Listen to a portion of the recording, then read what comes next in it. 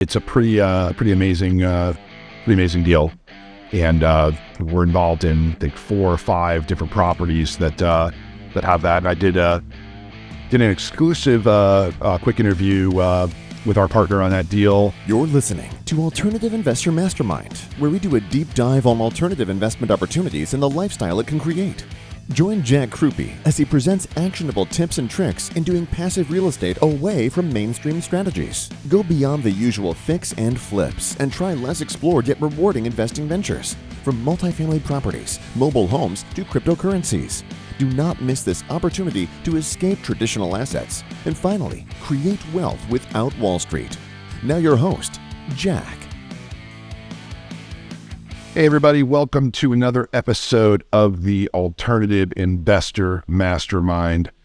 Today I'm going to talk about due diligence and some of the things we look at when we are looking at allocations into asset classes. Going to focus mostly on multifamily. However, most of the numbers and really most of the concepts will translate to any of the other key asset classes in the syndication market, whether it's self-storage, mobile home parks, ground-up development. Really, it's these are rules of thumb. So, but before we get started, I just want to talk a little bit about the last couple of weeks. I was on 2-3 weeks ago. I went on the Investor Addicts Real Estate Cruise. It was a great event. There was about 80 real estate investors there. Learned a lot, had a lot of great networking, and actually likely found, we did find a deal there. There was a broker dealer that has a number of opportunities, and it looks like we're going to invest into an RV park that actually has a marina. It's a little bit more of a niche asset for us, but the cash on cash return is significantly higher. One of the benefits of a broker dealer is, there's a level of diligence they have to go through with their operating partners and sponsors. So, things like the diligence and the background check and that type of stuff on the actual operating partner was already kind of done, and it was really about diving into the deal. The other cool thing about that deal is they'd already acquired both properties, and they were already running them successfully. We were able to see updated financials. So, you get some benefits for coming in early, sometimes better terms, but also sometimes if you come in right at the very end, it helped finish out the raise. That's also very beneficial. So I was pretty excited about that. We'll do more of a deeper dive in a future episode. Got a lot of questions about rent growth. There's an article in the Wall Street Journal yesterday that says, rents are dropping, the sky is falling. Saw the recent articles about just, rent growth last year and rent decline this year. And, we're not really seeing that, at least not in the niche and not in the types of deals that JCAM is invested in. Just saw a few updates yesterday, including Las Vegas, which is one of those markets that gets listed in some of these nationwide articles. And the key is you need to differentiate what is the Class A high-end rent versus what is the workforce housing, middle-class housing, Class B apartment rent. There are markets and where you dive into the details, and this happened on one of our investors had emailed me an article, and I listed Phoenix with a 2-point-something% rent decline. And when you look into the fine print of the article, even that article had actually broken out sort of the Class A rents versus the Class B rents, and Class B rents were actually up even in the article. And what we're seeing in Phoenix and Vegas is that rents are still significantly up. One of the properties in Vegas yesterday we looked at, not only were rents up close to over 50% on renovated units, but they were even up 10% above the pro forma projections that we looked at when we acquired the asset. So I don't think that rent growth in this type of market when you're doing value add is declining. There's still a shortage of housing. Rent is also the most unaffordable it's been in a long time home ownership is actually the most unaffordable it's been in a long time. So that is going to put a floor on really what rental rates could be when tenants just don't have the ability to buy. And I think it's going to put put apartment buildings into a very defensive position to be in when tenants can't afford to buy. Obviously, there's affordability issues at some point, but with inflation, you have the ability at least once a year to adjust rents to inflation. And frankly, the reason inflation is been so hard to tame at this point is because there's also a labor shortage in many cases, and the unemployment rate is really not ticking up. And really, the only way to really tame inflation is to create a recession, which pushes up the unemployment rate. And I hope the Fed doesn't go that far and doesn't overshoot, because the math is a little bit different this time with all the baby boomers retiring. So either way, I think it supports our thesis, and we're going to continue to invest heavily in multifamily apartments. Another question we've gotten as far as how we diligence is, what is the proper entry cap rate? So cap rate takes debt out of the equation. Cap rate is the net operating income divided by the purchase price. And for multifamily, it is ranged from high threes at sort of the peak in 2021 for a value add to we've acquired properties in the 6s, 7s, and 8% cap rates where it was more of a Midwestern stable market, or less in some cases less value add. When you see those cap rates in the threes, the only way we'd ever touch a deal like that is when there's so much rent upside that the cap rate is not irrelevant, but you're really pricing in some of the upside in rents when you can renovate a unit and raise rents $500. It makes it closer to a construction deal, where what you want to look at is the stabilized cap rate of, like, you're buying a building for X, and after putting in, say, $10,000 to $15,000 per unit, you're raising rents by $400, and in 12 months, your stabilized cap rate may be 6%, whereas you're buying it at a 4. So those are very unique situations, and for diligence purposes, we really do look heavily at the rent growth. If we feel confident that this complex that was, say, built in 1985 and hasn't really been updated will achieve $300 to $400 in higher rents, that there's complexes nearby that have those rents, that current units in the current complex are achieving closer to those rents when renovated. That makes us feel a lot better. That's one of the key items for due diligence. And a great example of that is a current deal that we're involved in called the Verdier at Herman Park. And if you look at a 12-month basis, the cap rate is around 4%. However, if you look at the last 3 months, the cap rate is actually above 5% on the trailing 3 months. So that tells us a few things. It tells us, number one, rents are increasing. Rents have increased.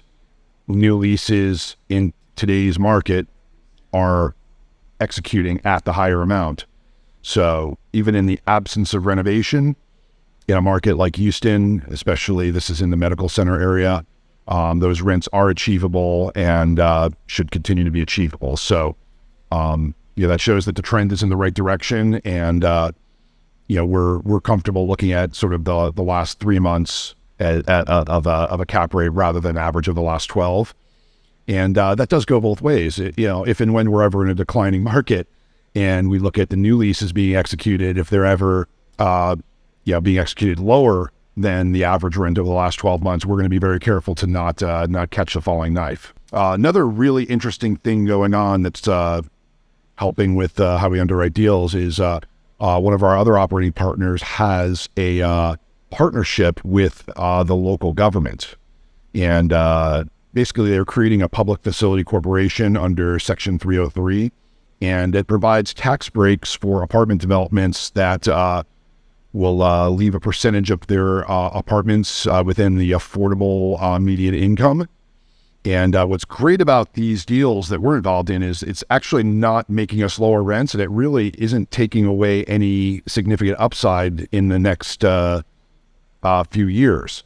It actually adjusts by based on affordability and inflation, and I lived in New York for many years, so a big red flag goes up in my head anytime we start thinking about rent control, because I've just seen the abuses of people that have a $500 apartment and Airbnb it or don't live there and sublet it out for thousands a month, or just refuse to leave, and it really hurts the value of a building. But this, I think Texas has done it right.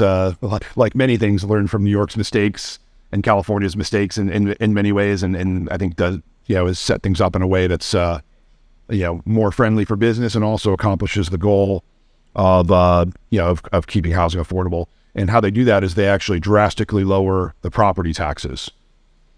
So we have deals that would have been a 5% cap rate, and now they're a 6.3% cap rate, just because hundreds of thousands of property taxes are actually reduced without having to reduce rents.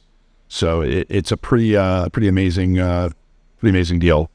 And we're involved in, I think, 4 or 5 different properties that have that. And I did an exclusive quick interview with our partner on that deal, and that's going out to our current investors. And we may release pieces of it on social media, but just for kind of privacy and confidentiality reasons, we're going to keep that one a little more private, just because it's talking about financials of specific buildings. Yeah, if you have questions, reach out. I'm happy to go over it in a one-on-one case, but I think we're just not going to publish that to the masses. We look at break-even occupancy. That's one metric we look at when we do due diligence. A lot of times it's in the 70s. Rarely is it above. I don't know that we're in any deals where we need to be above 80% occupancy for break-even. That may fluctuate a little bit as interest rates have moved, but largely there's a lot of leeway. We do have a few buildings that are heavy renovations, where the renovation was built into the budget, where perhaps short term the occupancy dips, but in those cases rents are going up significantly. Our Jacksonville portfolio is an example of we're being really aggressive with the renovation, just because we're getting such a bump in rents. And again, every unit renovated, if we're spending $10,000 to renovate, but rents are up $400 a month, that's almost $5,000 a year. And at current cap rates, you can generally multiply that by 20. So for every $10,000 we're investing, we're making over $100,000 in increased value. So that's the key to everything. Whatever interest rates end up being, if we're able to execute on that level of renovation strategy, we're going to be fine. So it's very, very important for us. Again, I keep going back into the value add component, and it takes away a lot of the noise of the diligence on what do you think rates will be, what's the proper price, what's a proper entry cap, what's the exit cap. Let's talk a little bit about cap rates. So here's another case study. We have a deal in Lexington, Kentucky. When we purchased it, we assumed an interest rate of 4.3%. And at the time, that was actually over a point above market. You could actually get a new loan in the threes. This was, I think, late 2020, early 2021. So because of that, and there was a big penalty for paying off the loan, so it really had to be assumed. So we were able to buy a 315 unit apartment complex at a 6.5% cap rate, which was actually really good at the time. Fast forward a year or two, now that 4.3 interest rate is actually very attractive. So, we may be looking at quietly, we're not sure if we're going to list it for sale and do a full public offering, or just sort of quietly put it out to the broker community. But the indicative interest that seems to be out there is that this may sell at a 5.5 cap rate, just because of the debt. Now, the debt itself doesn't factor into the cap rate formula. However, it does impact it when you have the ability to take on a better interest rate on your loan. It does make the property more attractive and more valuable to certain buyers. To that point, I want to go back to a property I mentioned earlier, the Verdier. in Houston. This is a property we're actively working on right now. And the cool thing about this property is they refinanced into a HUD loan that is green certified, and we're able to assume a 2.5% interest rate. And this is long-term fixed rate debt. So pretty amazing rate, takes a lot of risk off the table. Doesn't get much better than the 2.5% interest rate. And, as far as kind of macro level diligence, I'm going to quote Peter Zeihan here, who's someone I follow regularly, a lot of great kind of geopolitical macroeconomic trends. And he was in Houston recently, and a couple key bullet points from a YouTube video that he posted. And Houston it's the third largest metro by population. It's the energy hub for the United States, producing oil, transport, shipping. It's the largest refining base of oil. So what that means, it's also the largest petrochemical producer. So that means plastics, manufacturing, all located in Houston. The triangle around Houston, the largest manufacturing zone for heavy equipment in the United States. And, Germany is the only other group that really competes. But, Germany has some of its own issues right now with energy and Russia and Ukraine. And lastly, with the fort there, it's also the number 2 location for export of agricultural products that flow through there. So a lot of great things happening in Houston. It's growing. The population's growing. We're bullish on that as a market, and a lot of positive tailwinds there from a macro perspective. In addition to focusing on the value add component, a capital structure that makes sense with a low interest rate and long-term fixed rate debt. Lastly, I do want to talk a little bit about the exit. I mentioned earlier that our Lexington property should have some cap rate compression just because of the debt. However, it may not be always the case on all properties. In general, when we were acquiring properties a year, 2 years ago, we were modeling in that the cap rate would expand. And it would expand, maybe 1%, 1.5%. So if we're entering at a 5 cap, we would be exiting at a 6.25 cap. And we're actively monitoring. I don't believe cap rates have expanded that much in certainly not in the high growth markets, but cap rates have expanded. They have not expanded as much as interest rates have moved, at least from what we've seen. And a lot of what may factor in is what does the 10-year do? The 10-year is still significantly lower than the 2-year. And I was just watching, had CNBC on in the background this morning, and they were talking about why that is. And in reality, a lot of the big bond buyers are pricing in that there may be a recession.